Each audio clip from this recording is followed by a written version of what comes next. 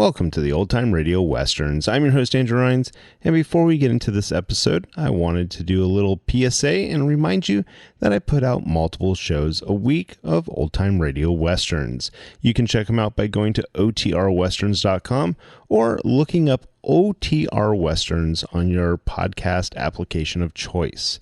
We're releasing over 10 episodes a week so far, about 100 a month. So definitely want you to check that out. Again, otrwesterns.com and check it out.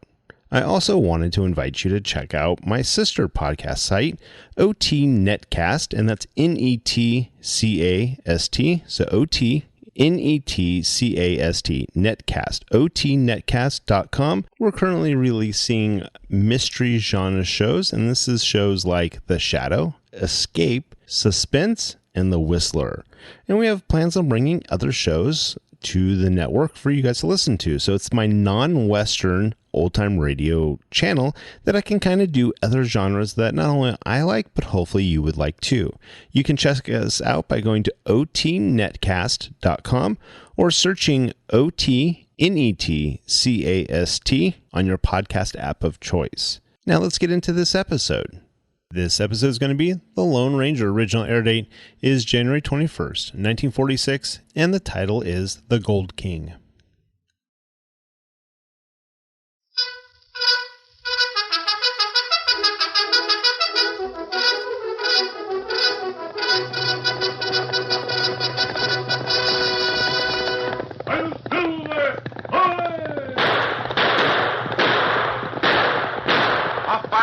With the speed of light, a cloud of dust, and a hearty "Hi-Yo Silver!" The Lone Ranger.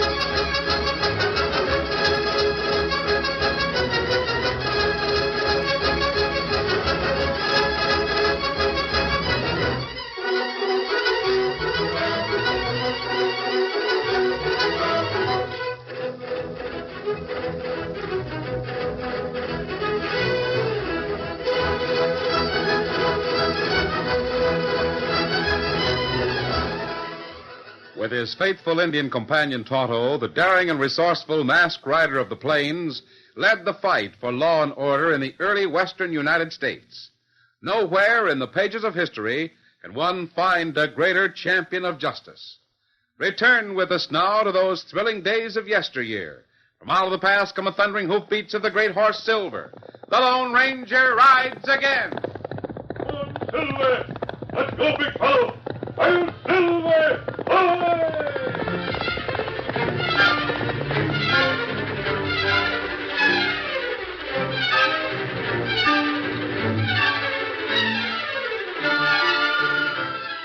The Gold King was one of the largest mines in the vicinity. It was made up of several sections, each in charge of a foreman.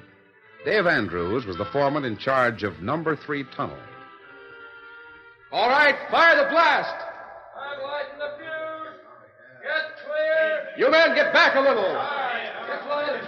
Hurry up and get out of here, all the way out. Hold it, Bart. It's safe enough here. Safe my eye. Get all the way out. The blast may cause the works to cave in. Bart, are you loco? 5 pounds of powder. 5 pounds? What are you talking about, Andrews? You told me this at 5 kegs. 5 kegs? Sure, that's what you said. There's more than 200 pounds of powder Oh, in you there. fool. Clear the shaft. Get out of here. All of you get clear. Orders, not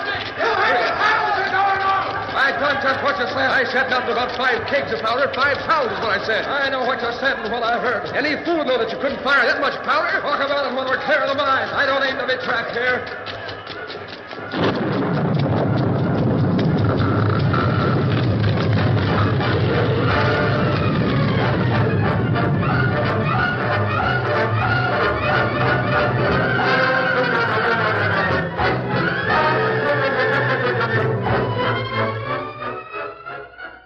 Well, Andrews, I looked around in there. What did the blast do? The number 3 tunnel's closed. The whole thing's caved in.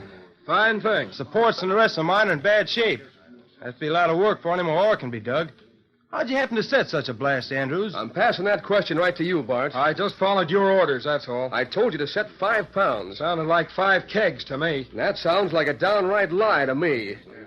I think you wanted to destroy number 3. I can't help what you think. In any case, you should know better than to set such an explosion. Who am I to question the orders of the foreman? Well, here's one order you can't question. Get your pay and get out. You're fired. Now, wait a minute, Dave. You heard me. Yeah, I reckon all these men heard you. But there's one thing you overlook. You're only the foreman. The super hired me, and it'll take the super to fire me. Wilkins is coming over here now. You want to be fired by him, I guess you can be accommodated. Hey, Mr. Wilkins. I want to see you, Andrews. That explosion in your section has crippled the whole mine. I've just fired the man that's responsible, but he wanted to come from you. I only done what I was told, Mr. Wilkins. Dave Andrews told me to set 5 kegs of powder, so I set it. I told you to set 5 pounds. That's what you said. Now, hold on. Andrews is foreman of the section. You're responsible for what happened. Yes. Did you inspect the charge before the fuse was lighted? No, but You should have. Oh, wait. Mr. Wilkins, he wants a foreman's pay, but he won't take a foreman's responsibility. Bart, you've done nothing but stir up trouble ever since you came on this job. First, you got the men all stirred up about money. Then you had what you called an accident and put the donkey engine out of order. Then you tried to... Are you hinting that I purposely made trouble? I'm stating facts. It looks to me as if you're trying to put the blame for things on wrong shoulders, Andrews. You men go to work. I want to talk to Andrews. Oh, wait a minute. I fired Bart. What about that? Maybe you're just prejudiced against him, Andrews. And I ain't fired? No. Mr. Wilkins... I told Potter, when he wanted you to have a chance on this job, that I didn't think you could handle the men. But I've done Potter insisted that you have a chance. He owns the mine, so I had to give it to you. I didn't have a chance. You never backed up any of my orders. Yeah. Sorry you feel that way about it, Dave. Well, here's how I feel about it. I fired Bart Ingram. He stays fired or I'm through. You're through, all right. There's no question about that.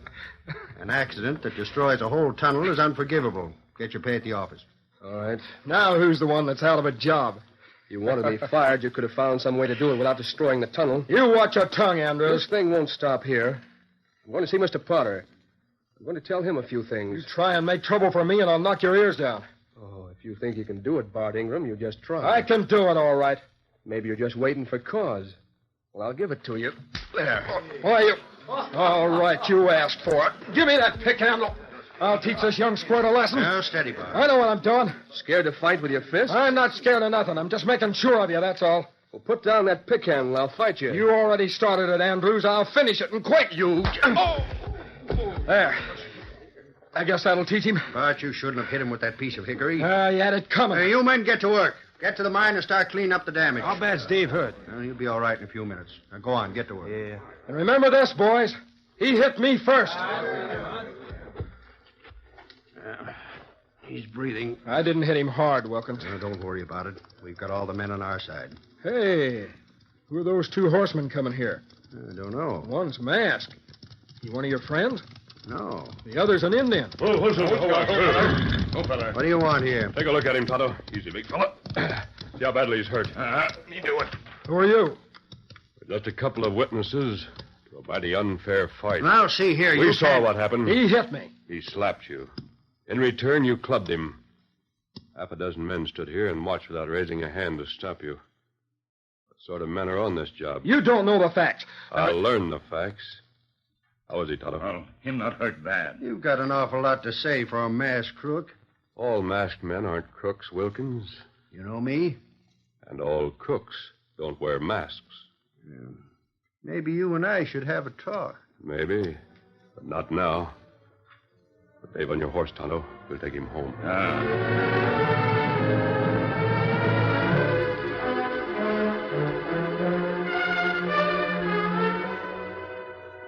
Does your head still ache, Dave?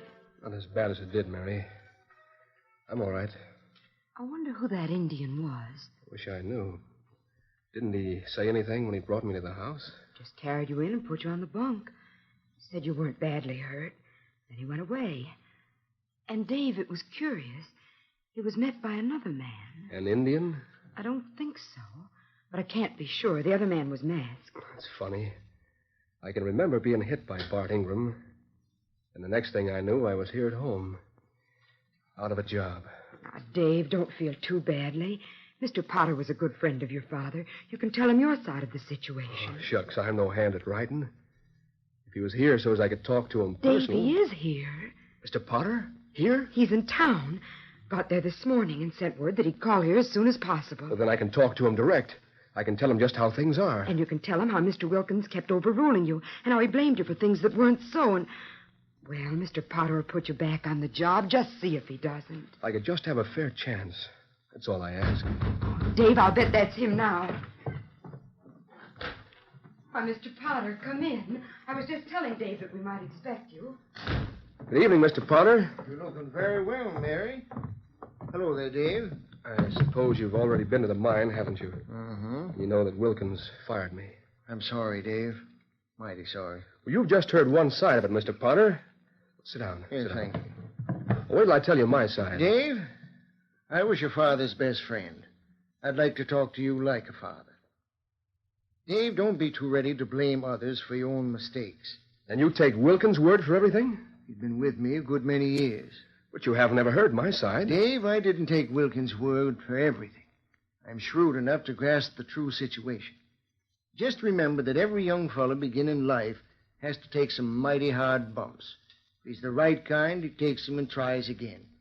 A good man will rise above failure. But I didn't fail. Frankly, Dave, you did. The records don't lie. Production in your section is the lowest of all sections. Perhaps you'd be better in another line of business. I see. I guess there's no use talking to you about it. Your mind's made up. Dave, I don't think you realize the position I'm in. If things hadn't gone so badly the past 6 months, I might have been able to keep you on until you really learned the ropes.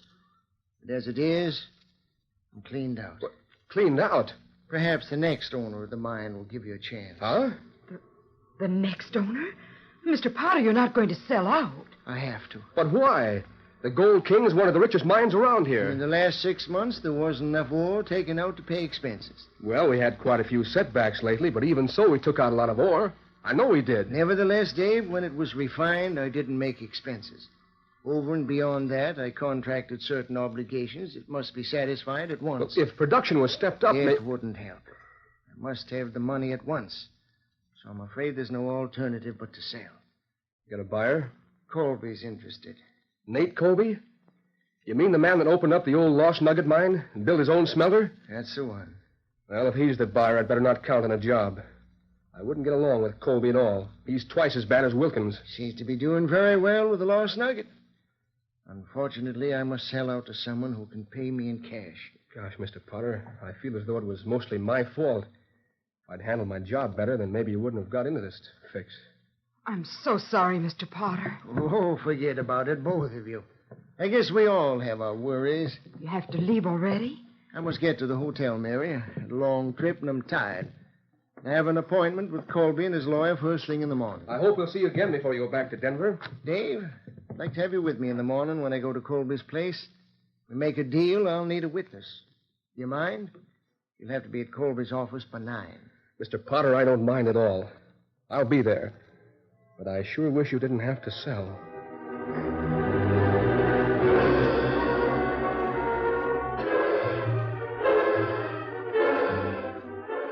Dave spent a sleepless night thinking about the things that Potter had told him. He hated to feel that he'd failed in his job. He felt that he might have succeeded if it had not been for mysterious forces that seemed to work against him. His thoughts were bitter, but the bitterest of all was the knowledge that the Gold King was not to be sold to the grasping owner of the Lost Nugget mine, Nate Colby.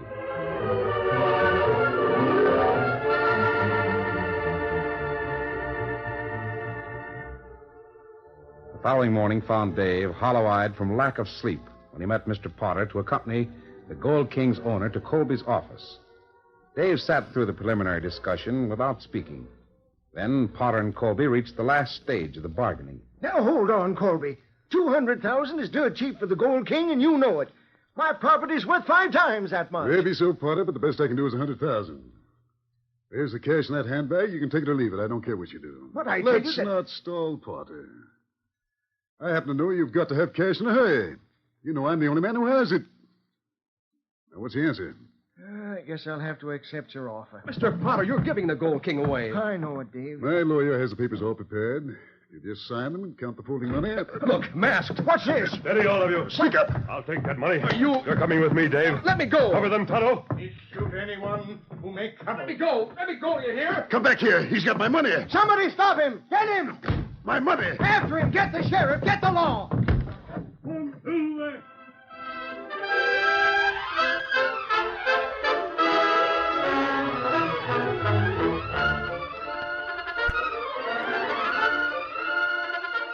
The curtain falls on the first act of our Lone Ranger story. Before the next exciting scenes, please permit us to pause for just a few moments.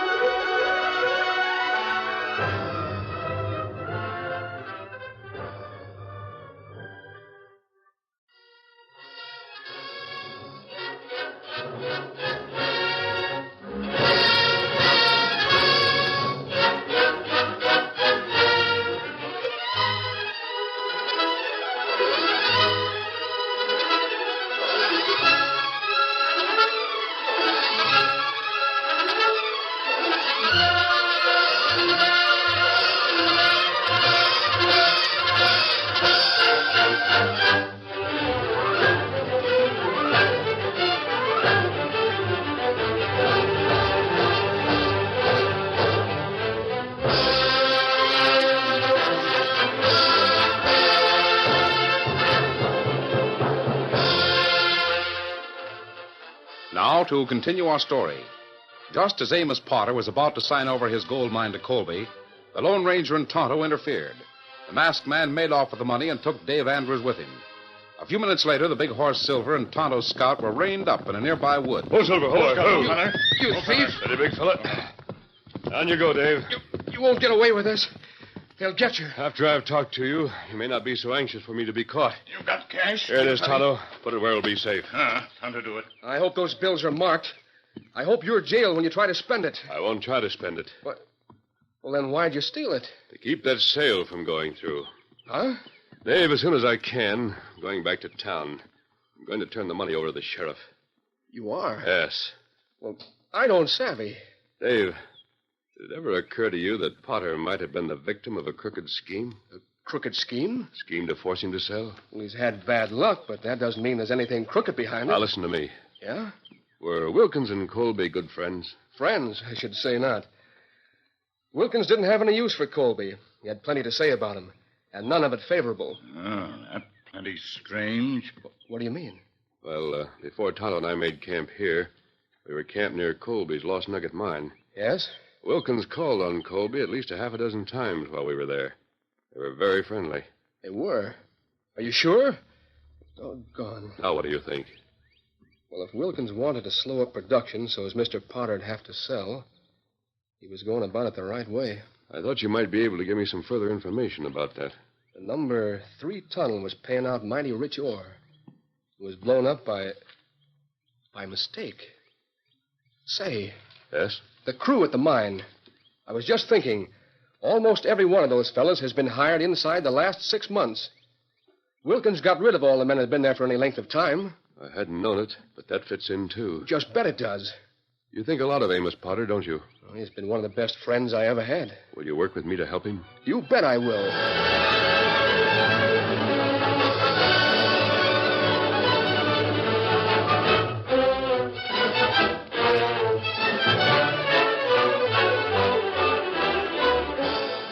The Lone Ranger's camp was well concealed. The best efforts of the sheriff and his deputies failed to turn up a clue to the hiding place. The masked man waited until darkness halted the manhunt. Then he sent Dave into town with careful instructions. A few minutes later, the Lone Ranger and Tonto were riding through the night. They reined up at the shack where Wilkins, the mine superintendent, lived. Oh, who's over, boy? Relax, steady, be fine. His horse is over there in the lean-to, Tonto. You get it.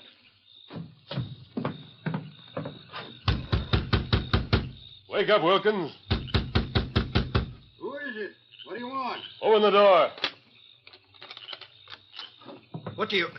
The masked man. Come on. Let go of me. Let go of me. Come on, Wilkins. You're the thief. I heard about you. You stole the money, abducted Dave Andrews. And now it's your turn. You're going with us.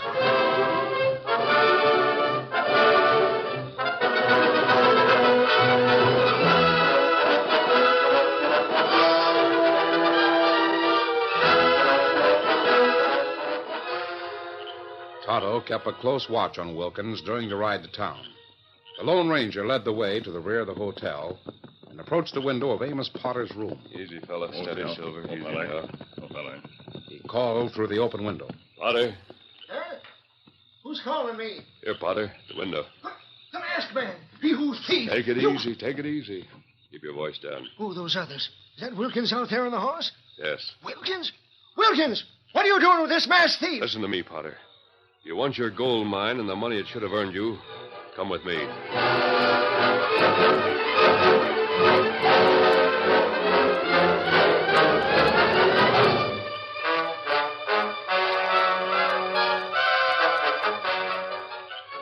A few minutes later, Colby, the man who owned the Lost Nugget, found himself rudely awakened, forced to dress, then dragged from his house to a horse that was saddled and waiting. Get into the saddle, Colby.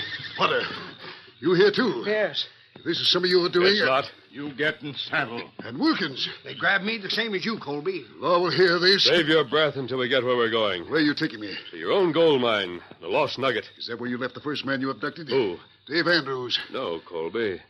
This moment, Dave Andrews has some business with the sheriff. Now get going.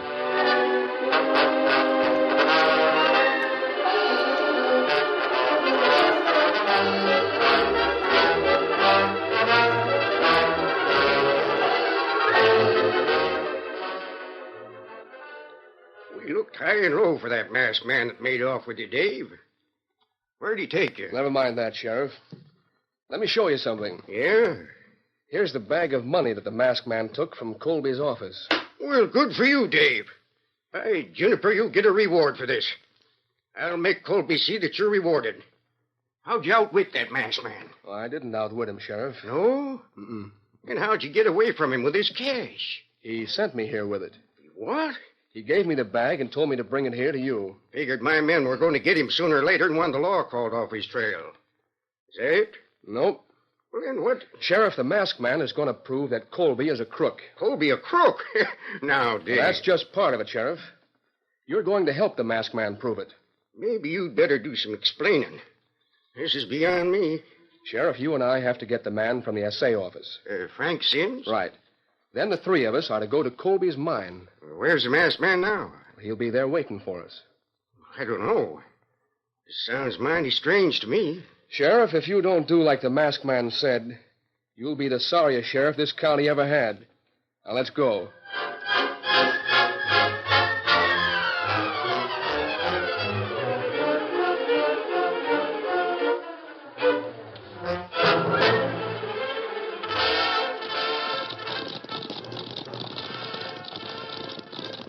Potter, Colby, and Wilkins all rode to the Lost Nugget mine under protest.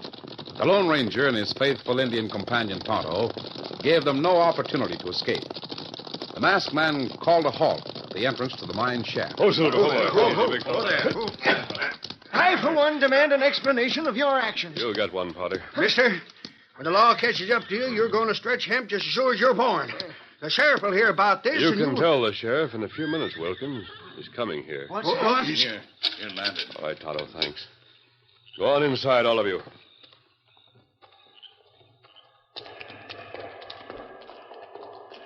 Colby, I see you have quite a bit of ore piled here near the entrance. And what if I have? Did this ore come from your own mine? Of course it did. This mine was supposed to have been played out when you bought it. But you've been doing quite well with it, haven't you? I found a new vein. Oh, I see. What about it? What's the sense of this? Be patient, Potter. Right now we're waiting for the sheriff. Him here, Kimasabi. Good. There's more than just the sheriff. Dave Andrews is with him, and another man. Sheriff, this way, inside the shaft. What's going on here? Sheriff, arrest that masked man. Now, take it easy, Colby. Dave, just the man I asked you to bring along. Yes. Who are you? My name's Frank Sims, Mr. Potter. I never heard of you. Well, you should have. I've signed more than one assay report for ore that came from your Gold King mine. He's head of the office, Mr. Potter. I've been told that an expert, familiar with the ore from various veins, can always tell from what mines the ore came. I should say so. I'll hold the lantern up so you can get a good look. Now examine this ore I've just taken from my pocket. It's a small sample.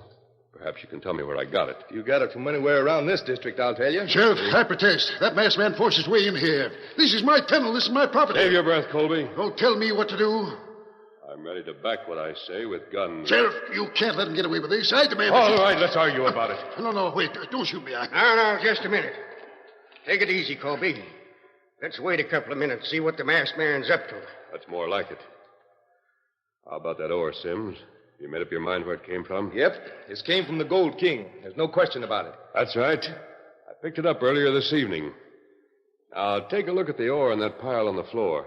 Tell us where that came from. Where do you suppose it came from? Didn't it come from this top? Examine it. Yeah. Hey, is someone trying to play a trick on me? No, the trick's not on you. What about the ore? Well, this is the Lost Nugget mine. Yes? You bet it is, and you're all trespassers. This pile of ore came from the Gold King. Now, what's it doing here? What's that? It's the kind of ore that we used to get from the King. Haven't seen any of it for some time. He's mistaken. What does he know about it? It couldn't come from the Gold King. It did come from there. Don't tell me I don't know gold ore. That's exactly where it came from. And, Colby, you knew it. That's a lie. And you stole that ore and a lot more like it from Potter's Gold King. What? Well, how could he do it? It must be a mistake. You, Wilkins, you knew all about it. Well, Don't try to deny it. Now, wait. What if it did come from the Gold King? I bought that mine. Like fun you did. The deal to buy the Gold King was never completed. I'm holding the cash in my office. Colby, you and Wilkins had a double-barrel scheme. You not only stole the pay dirt from the Gold King, you also made Potter think his mine had stopped paying, so he'd sell to you at a low price. Maybe that's why you had a smelter of your own, Colby. That's exactly why he had his own smelter. He knew the ore would be identified as Gold King ore. Hey, just a second. Wilkins and Colby may have had a scheme to steal from Potter, but they couldn't make off with tons of ore from the Gold King without all the men who worked there knowing about it. Well, I didn't know about it. All the men didn't know about it. Just those who moved the ore. Every one of them was in on the scheme. In one way or another, Wilkins got rid of the men who wouldn't play his game. Now, if you want more definite proof, open the number 3 tunnel in the Gold King and you'll find the same rich ore that Sims just identified. I won't stay here and listen to this. Get out of my way. Stop him! Wilkins, come back. Grab him. Otto. You get him. Now, you stay. Let me go. Let me go. I tell you, I won't. That's it, Indian. That took the fight out of him. How about it, Wilkins? You talk. No, don't hit me again. Are you ready to confess? You talk. The masked man was right. What? You squealer. I'll fix you. Good shooting, mister. You won't fix anyone with that gun, Colby. I'll take over now. Potter, looks like you've had a mighty good man representing your interests. I sure have. Dave, you worked with that masked man. Well, I didn't do much. Oh, my arm. Lucky it ain't your head. Dave, you did enough to win a job as superintendent of Gold King in place of Wilkins. But what about the masked man? Where is he? I want to do something mighty handsome for him. Well, he's gone. He and the Indian left the mine.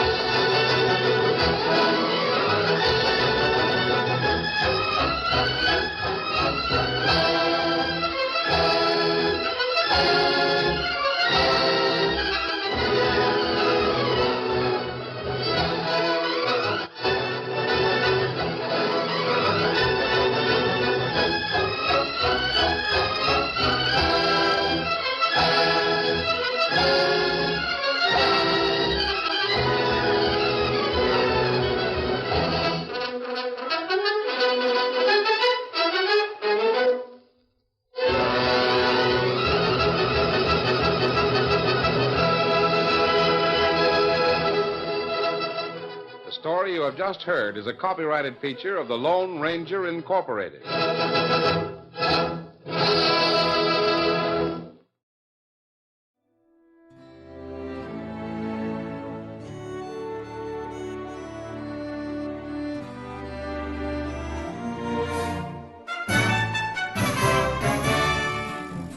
This has been a presentation of OTRWesterns.com, and we hope you enjoyed. Please take some time to like and rate our shows in your favorite podcast application. Follow us on Facebook by going to OTRWesterns.com/Facebook. Subscribe to our YouTube channel by going to OTRWesterns.com/YouTube. And send us an email, podcast@OTRWesterns.com. You can call and leave us a voicemail, 707-986-8739. This episode is copyright under the Attribution Non-Commercial Share Alike Copyright. For more information, go to OTRWesterns.com/copyright. Have a great day, and thanks for listening.